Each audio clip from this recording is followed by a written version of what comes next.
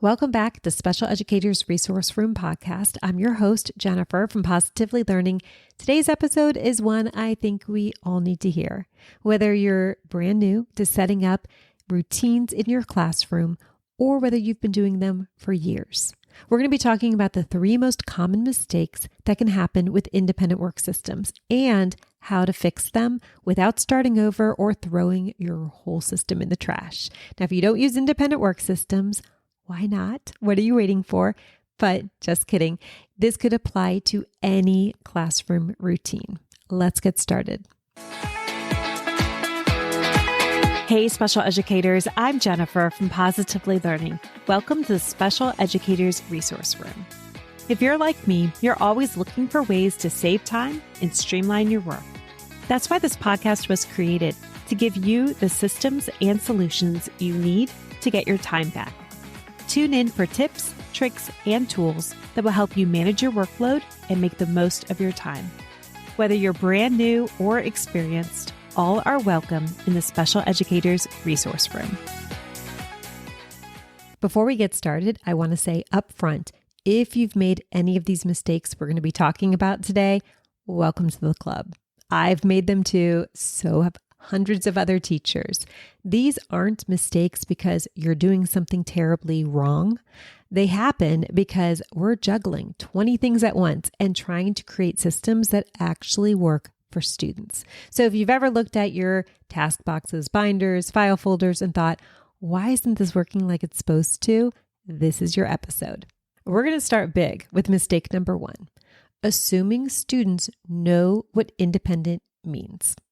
So we often assume that because a task is designed to be independent, students will automatically understand that means they're supposed to do it by themselves, quietly, without calling your name, without wandering around the room, without dumping everything on the floor.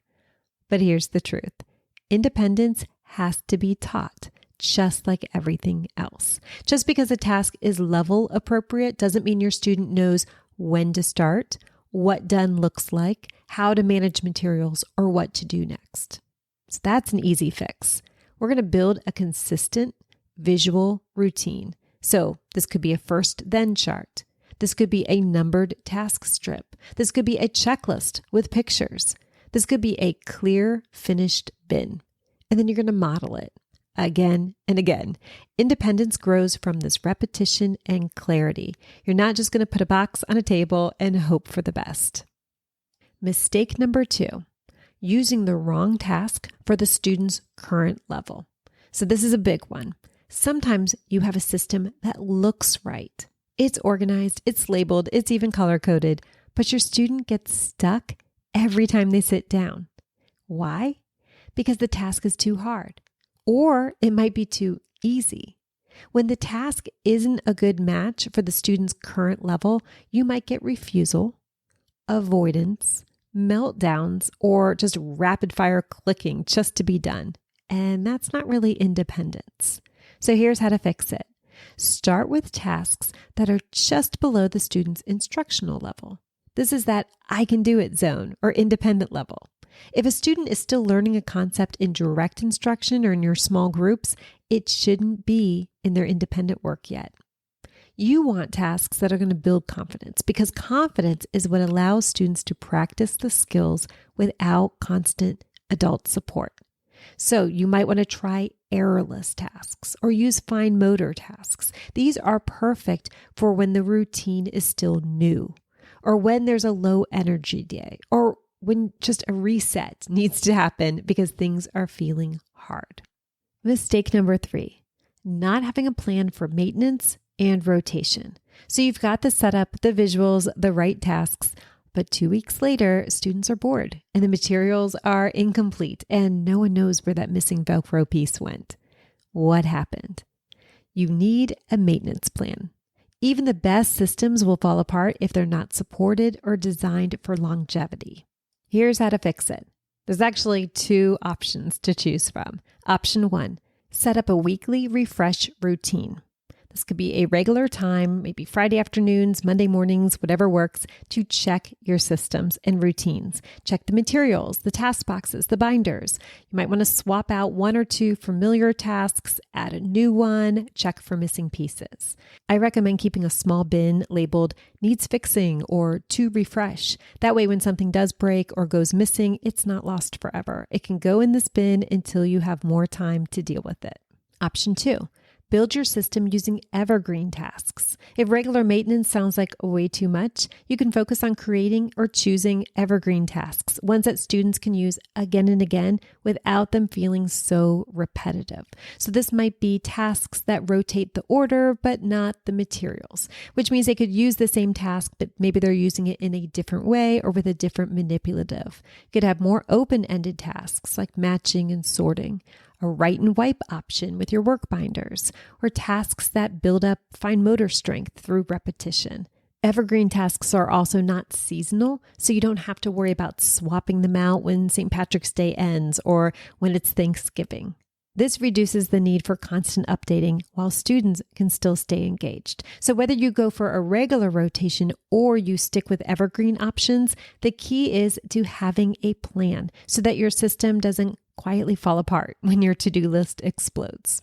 Let's recap those 3 most common mistakes that we all make when setting up routines. Number 1, assuming students know what to do. In our example, we were assuming students know what independent even means. How do we fix it?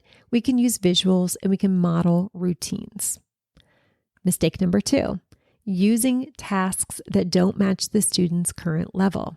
A quick fix is choose confidence boosting tasks that are going to reinforce mastered skills. And mistake number 3, not having a rotation or a maintenance plan in place. Quick fix, you can either do a weekly refresh or skip the seasonal and build an evergreen system that doesn't need you to be checking in on it every week. These are small fixes, but they can make such a big difference because when your routine works, it's going to give students meaningful practice. It's also going to give you the space to teach, to collect data, or just to breathe for 5 seconds. If you're thinking, I love these ideas, but I just don't have time to put it all together, I've got you. Inside the Complete Independent Work Club, you'll get access to hundreds of task boxes, plus file folders and work binders that are already organized by level and by skill. There's visual supports to build student routines, ready-to-use tracking tools if you want to put in that task rotation, and of course, you have a support system to help you set it all up without overwhelm. Because it's not just about the resources, it's a plan. I'll put a link in the show notes if you want to take a peek. Thanks so much for listening. I greatly appreciate it. And thank you for building systems that are going to really support your students. You are doing such important work, and I'm cheering you on. I'll talk to you next time in the Special Educators Resource Room. Thanks so much for tuning in, and I'm dying to ask, what'd you think? Be sure to hit the follow or subscribe buttons so that you never miss an episode. You can find the show notes and links for everything mentioned in this episode at positivelylearningblog.com. See you next week for more special education solutions.